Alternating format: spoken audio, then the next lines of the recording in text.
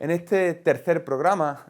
en el que de la serie en la que venimos analizando las relaciones entre la Iglesia o la Santa Sede y la Guerra Civil,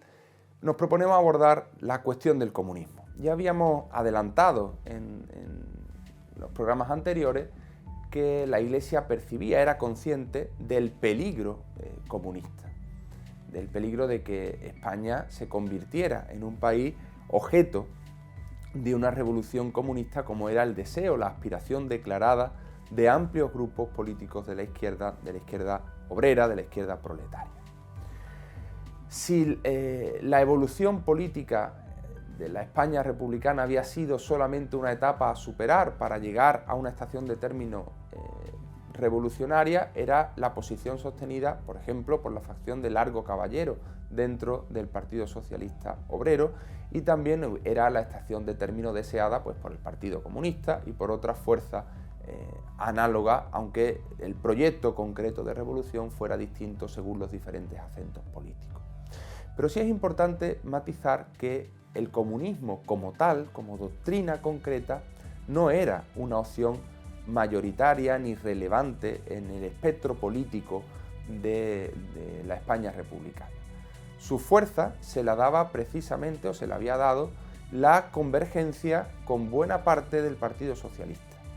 con el ala de Largo Caballero, que había logrado la unificación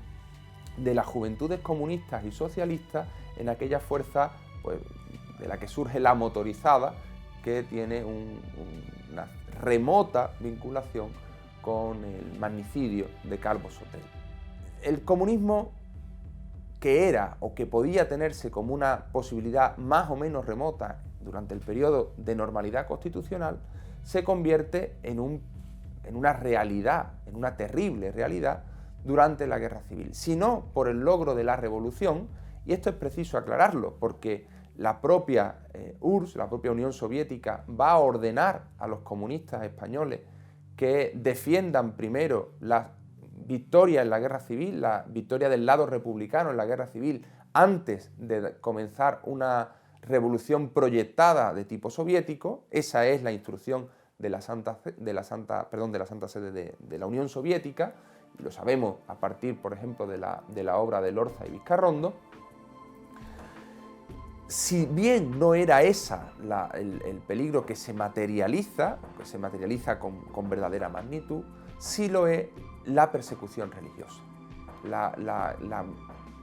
el ejercicio práctico de la violencia, con independencia de que esa violencia llegara o no a alcanzar los fines que se prometía o con los que se justificaba en origen. Esa gran persecución religiosa, las matanzas sistemáticas de sacerdotes y de religiosos, sí son, y la destrucción y el saqueo, el incendio de las iglesias, sí son el rostro del comunismo que percibe la España de los primeros compases de la Guerra Civil. Unas profanaciones que se producen además generalmente con un plus de escarnio. No se trata de una eliminación física sistemática de tipo aséptico, que ya de por sí sería terrible, sino que se recrea en la sorna, en la ridiculización, en la humillación de la víctima cuando es una víctima física, y de lo sagrado cuando se destruye un patrimonio físico. Un patrimonio físico que en otro orden de cosas también tiene aquello que se llamó el martirio de las cosas, el martirio de los templos, el martirio de las imágenes, pues también tiene una capacidad enorme de marcar a generaciones, ¿no? de marcar grupos y comunidades cristianas que durante mucho tiempo después de superado el trance vital de la guerra, va a recordar la pérdida de sus símbolos, la pérdida de sus iconos, la profanación de sus espacios. Todo eso, como digo, se convierte en el rostro que justifica en el otro lado de la guerra un sentimiento común, encuentra por fin un elemento común que aglutine a las distintas posiciones, a los distintos acentos políticos que habían protagonizado la sublevación contra la República, que va a ser no tanto la fe cristiana cuanto la civilización cristiana. Se va a convertir la revolución contra la República, la sublevación contra la República, en un grito, en un movimiento político y militar en defensa de la civilización cristiana, de los conceptos amplios que habían dado lugar a la civilización cristiana, que es algo en relación con la fe, pero que no es exactamente lo mismo, porque da cobertura a ciertos matices políticos, a ciertas interpretaciones y a ciertas sutilezas dentro de la cuestión. El comunismo, de todas formas, era no solamente un peligro para España, sino que era uno de los grandes peligros advertidos por el Papa a nivel mundial. Por ejemplo, a la altura de mayo del año 36, el Santo Padre, en una inauguración de muestra de prensa católica mundial en Roma, ya había aludido al peligro del comunismo y había citado los casos de España, de Rusia y de México como ejemplos de países comunistas. Es cierto que no son, en puridad política e ideológico, países propiamente comunistas, y no lo son desde luego, me refiero a México y a España, y no lo son desde luego a la altura de mayo del 36, pero sí nos dan idea de cuál es la percepción que el Papa tenía de una orientación política revolucionaria, destructora, no solamente de la fe religiosa, sino de toda fundamentación antropológica que en su concepción del hombre pudiera coincidir con la visión cristiana de la vida y de la experiencia del ser humano. Esta persecución, esta advertencia del Papa sobre el peligro comunista no va a ser solamente anterior a la Guerra Civil, sino que va a ser también muy tenida en cuenta a lo largo de la guerra, especialmente a partir de la experiencia de lo vivido en España. Va a ser, por ejemplo, lo que va a llevar a la firma, a la gran condena que el Papa Pío XI hace del comunismo en su encíclica Divini Redemptoris, a la altura de la Pascua, del mes de marzo del año 37. Es el gran documento doctrinal en el que el Papa condena como ideología al comunismo con sus diferentes manifestaciones y lo considera no solamente en su dimensión práctica perverso, sino también en su dimensión ideológica. Un aspecto que generalmente se ha tenido en cuenta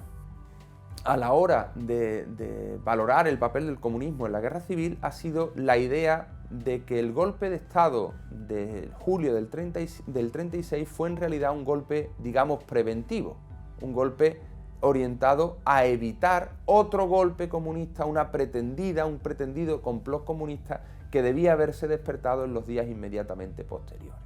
La historiografía coincide hoy en haber demostrado que esta posibilidad no fue así. Fue más bien una interpretación que se hizo a posteriori para justificar un golpe de Estado que luego se convierte en guerra civil. Pero el hecho de que no hubiera una organización prevista de un golpe parecido al que ya había tenido lugar, por ejemplo, en la huelga revolucionaria del año 34, no quita, en mi opinión, peso al peligro de una evolución social muy violenta que tiene en su persecución de los religiosos una de las dimensiones más claras. Este peligro comunista va a acompañar el pensamiento político del lado, digamos, nacional o autodefinido como nacional de la guerra, porque encuentra así a un enemigo concreto, ¿no? Para después de la persecución religiosa, desatada la persecución religiosa en los primeros meses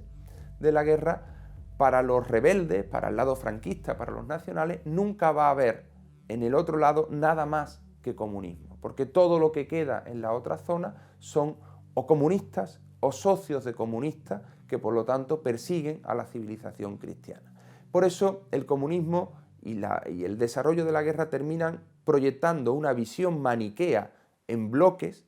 que en realidad oculta una cierta gama de grises, una amplia gama de grises que subyace y en las que la Iglesia estaba presente en muchos de sus hilos y de ello tenían una clara conciencia en la Santa Sede. De hecho, la preocupación por atender todas esas posibilidades va a ser constante en la Secretaría de Estado y en el gobierno de la Iglesia, que no, como ya dije en un programa anterior, no va a dejar de tener en cuenta que hay buena parte de la Iglesia, de fieles católicos, de clero, que queda en la zona formalmente legal y sometida a un proceso de persecución religiosa muy voraz, como fue el que caracteriza a la Guerra Civil Española. Un último aspecto que podríamos enlazar con el comunismo y con el hecho de la persecución religiosa en el sentido de los asesinatos del clero y de algunos de los fieles laicos, tiene una relevancia quizá más, tiene un recorrido historiográfico que nos lleva quizá más a la cotidianidad. Creo que continúa siendo una obra de referencia, la obra de Antonio Montero, La persecución religiosa en España, Historia de la persecución religiosa en España, donde concretó, dio la cifra de 6.800 y pico, casi 7.000 sacerdotes religiosos y religiosas sacrificados durante esa persecución religiosa. Desde entonces, y la obra fue escrita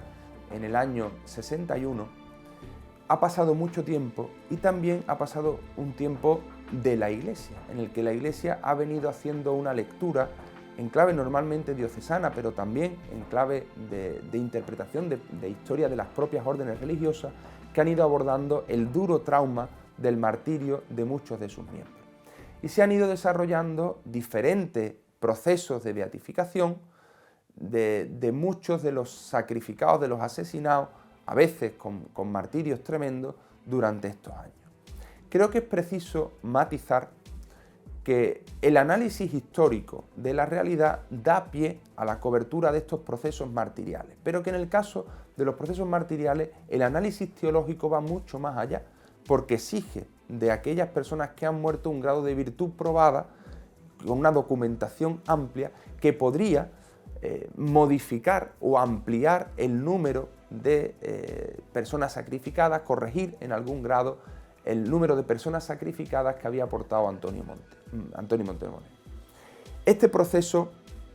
está en buena medida por hacer, porque las causas de beatificación se han ido haciendo a nivel diocesano o a nivel de órdenes religiosas, y convendría ir revisando, comparando ambos procesos, siendo conscientes de que uno de los trabajos tiene una dimensión histórica y el otro tiene una dimensión teológica, pero